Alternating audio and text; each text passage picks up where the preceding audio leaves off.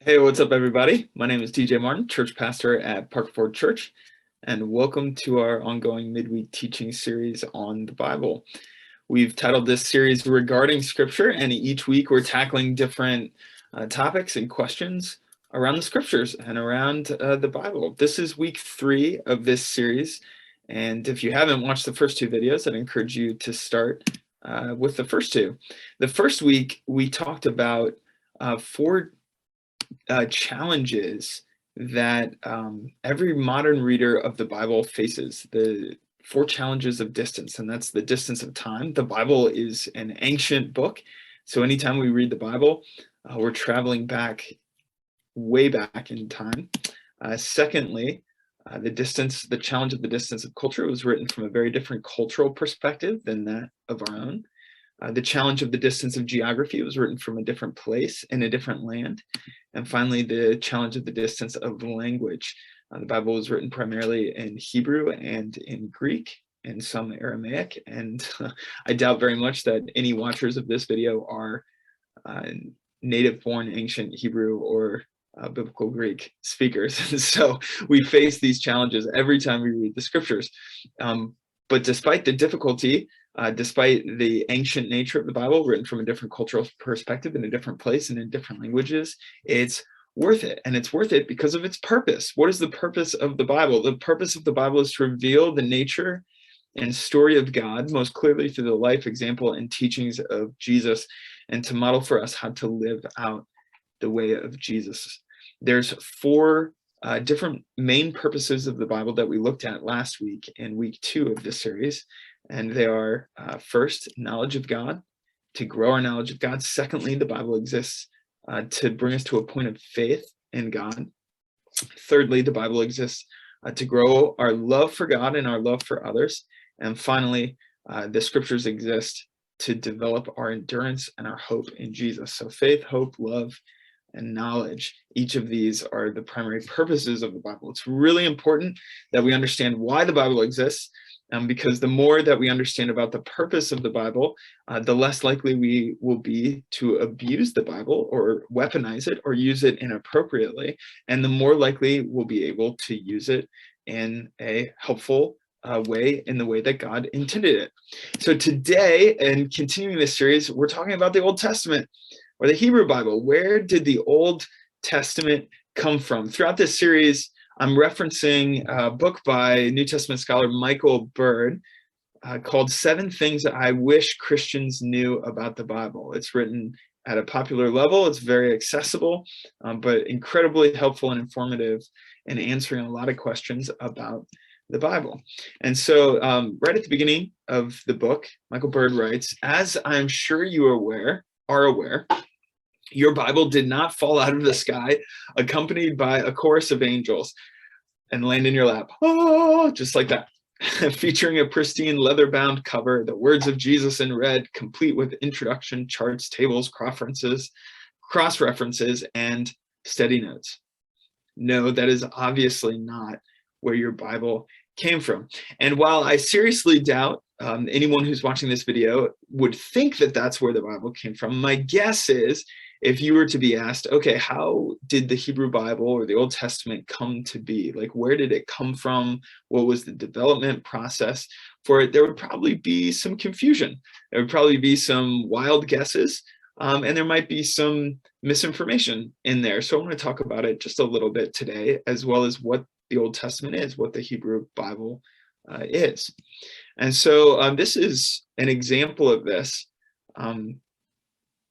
My guess is that the Bible that you most often use, whether it's the Bible app on your phone that pulls up a translation like NIV or NASB, or it's a physical physical Bible that you have, my guess is that it has both chapters and verses.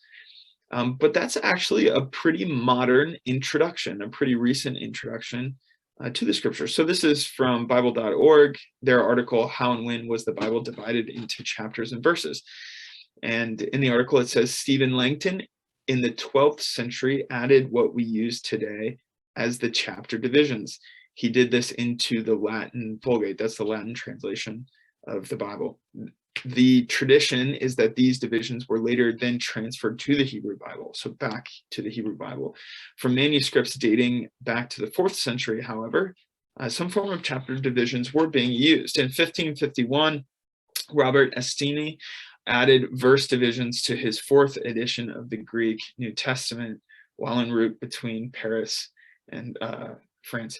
The first translation to employ his versification was the Geneva translation in 1557. The point being that for many hundreds of years, and before that, for many, many hundreds of years in the Hebrew scriptures, chapters and verses weren't used. And yet for us, that's like common sense to have chapters and verses in there. So how did the Bible develop into what it is today?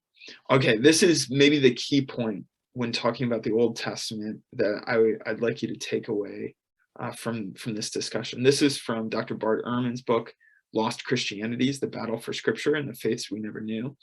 He says, the Christian movement had a canon of Scripture at its very beginning, even prior to the writings of any apostolic texts. Jesus and his earthly followers themselves had a collection of sacred writings. They were all Jews, and they fully accepted the authority of books that came to be included in what later Christians would call the Old Testament. This is absolutely key for us today, because there's an impulse, I think there's often an impulse to try to maybe avoid some of the Old Testament because of its cultural differences, because of the distance and time, those 4 distance challenges that we've talked about. But Jesus considered the books that we know as the Old Testament, all of them, he considered them Scripture. And so did the disciples, and so did the apostles, so did the Apostle Paul. And when they quote from the Scriptures, they're quoting from the Hebrew Bible, the Old Testament. Okay, so continuing to look at the Old Testament, I want to look at a couple of things here. The Old Testament is also known as the Hebrew Bible. In scholarly writings, in both articles and published works, published books, it's usually referred to as the Hebrew Bible, not the Old Testament. And so the Hebrew Bible is what we call the Old Testament. Jewish people called the Hebrew Scriptures the Tanakh, based on 3 letters, the letters T, N, and K, or the 3 trifold division found within the Hebrew Scriptures. So T for Torah, that's the law, N for Nevi'im, or the prophets, K for Ketuvim, or the writings in the Scriptures.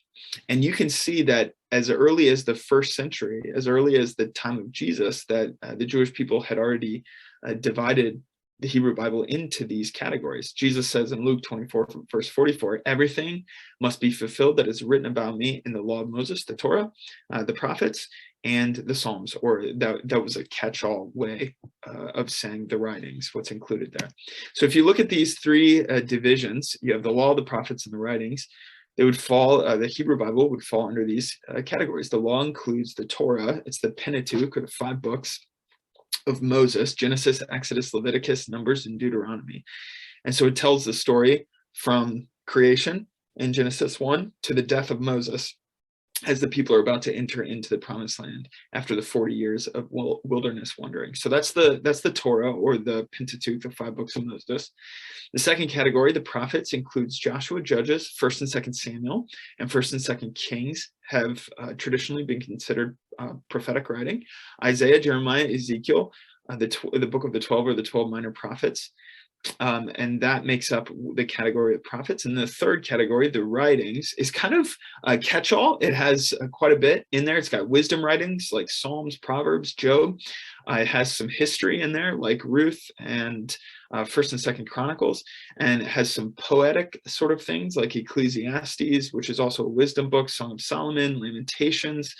It has some more history and apocalyptic literature in Daniel. It has the beautiful story in Esther, and both the prophetic and historical books, Ezra and Nehemiah, which were originally one scroll, are kept together. And so those are the 3 major divisions found within the Hebrew Bible. So how did the Torah come to be? This is the most ancient part of the Bible. From Genesis, the creation story, through the death of Moses, at the edge of the promised land at the end of Deuteronomy. The Hebrew scriptures there, the Torah includes hundreds of years of history, from Noah and before Noah all the way to Moses. And so writing about this, there's a lot of interesting conversation in scholarly circles about how the Torah developed over time into what we have today, or which is essentially the same Torah that Jesus would have read. And so this is from Michael Bird's 7 Things I Wish Christians Knew About the Bible. What this means is that the law is the product of an oral tradition. So it started with oral tradition that was eventually committed to writing. A formative role in composition is attributed to Moses. So Moses played a pretty integral role in bringing it together. Then there was a period of transmission, growth, and editing of the traditions and texts, which was probably completed by a priestly group associated with Ezra just after the return from the exile. And if you read the book of Ezra, you can see some hints at this, that Ezra and other priestly scribes were busy trying to collect and codify and solidify all of the writings so that it was all together in an organized manner.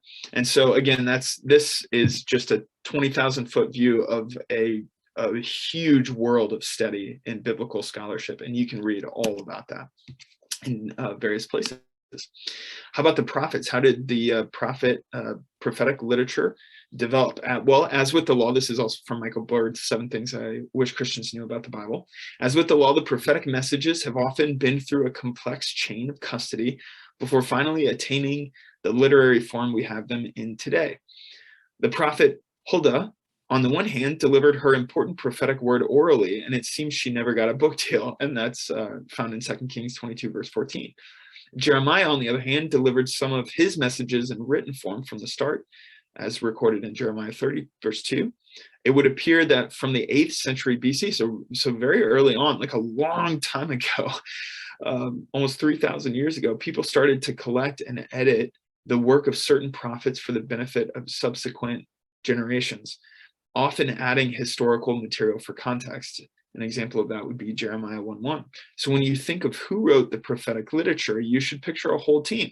The prophets, who were receiving inspired words from the Holy Spirit, from the Lord, scribes that were recording and writing them down, historians that were collecting the work, and editors that were as things were being passed down, were correcting mistakes or putting them together at various stages in Israel's history. This is the way that books work today. I mean, this book that I've been referencing by Michael Bird, it's his name that appears on the cover, but he would be quick to tell you that this is not the result of him alone. And so while he put in the time to study and to write this book, there was a whole team of editors and content editors. There was a publisher, there was a printer, there was design artists, there were people who were reading it for content, there were people who were reading it for grammatical issues. There was dozens of people that went into making this one small book, even though it's his name on the cover. Now, the process of publishing a book today is different than the way that these books came to be. But Michael Bird's point stands that it's a whole group of people, not just the person's name who's on the book, like Daniel or Ezra or Nehemiah, who just wrote it down and then passed it. And part of the reason for that is because copies of paper don't last very long. My guess is if I were to ask you what's the oldest book you've ever held in your hands, it might be under 100 years old, because paper dries out and is brittle and burns when there's fires and gets ruined when there's floods. So the Leningrad Codex is actually the oldest complete copy of the Hebrew Bible, and it's old, but it's not nearly as old as the Hebrew Bible is itself. So the Leningrad Codex, which is the oldest complete copy of the Hebrew Scriptures, dates to the 11th century AD, so just a little bit under 1,000 years ago. It's remarkable that it still exists today, but the Hebrew Bible, the complete Hebrew Bible, existed long before that. It's just that, like I said, paper and scrolls are very fragile. And so to get a copy that lasts 100 years is a great feat. To get it to last 200, 300, 400, 500, 700, 1,000 years is absolutely remarkable, which is why we don't have original copies of any of the scriptures. There's no existent original copy of, the letters of Paul or the Gospels.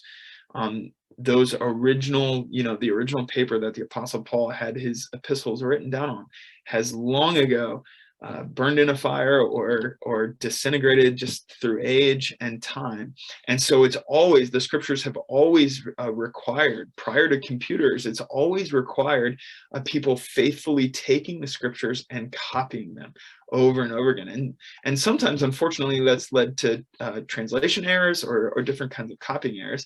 But yet the story of the scriptures has been faithfully passed down century after century after century. And today, with modern technology, some of that work has become a lot easier, and people who live long after us will be able to have much more accurate translations and copies because of the ability to store things digitally.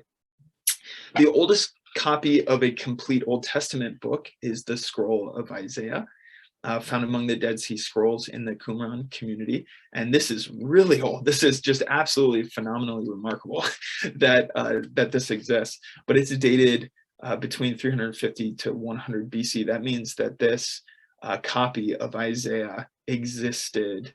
This physical copy of Isaiah existed at least 100 years before Jesus. So we're talking really, really, really old, and it survived all of that time. So there's so much more that can be said about the Old Testament. I just wanted to introduce and talk about a few concepts that are worth knowing, and hopefully whet your appetite to go and do your own research and learn a little bit more, maybe pick up a copy of Michael Bird's book. But here's some key takeaways that I want to leave us with today. Number one, the Hebrew Bible was what Jesus, John the Baptist, the disciples, the apostles, the Apostle Paul, it's what they considered scripture. And so we should consider it scripture too, especially since that's what Jesus considered scripture. While today's readers of the Hebrew Bible, we face the 4 distance challenges of time, culture, geography, and language, the Old Testament remains foundational and authoritative for modern Christian readers. And we'll look later in the series more about what it means for the Bible to be authoritative and inspired. But it means we need to take the Old Testament seriously. We need to read the Hebrew Bible as Jesus would have read it, as scripture, as the word of God. Well, how do we do that? Well, let's keep in mind the purpose of the scriptures. And the purpose of the scriptures is knowledge of God, faith in God, love of God and others, and endurance and hope. And so whether you're reading Genesis or you're reading another book in the Torah, or you're reading Esther or Ezra or Daniel or 1 Samuel, wherever you're reading the Psalms, the purpose of the scriptures is to grow your knowledge of God, to bring you to a point of faith in him, to develop your love for him and for others, and to grow your endurance and hope so that you can walk out your faith in a meaningful way in your actual day-to-day life. All right, I love talking about the Bible, so if you have any questions, feel free to reach out to me. Otherwise, go and study more and learn more, and I hope you have a great day. Thanks for joining us. Go with God.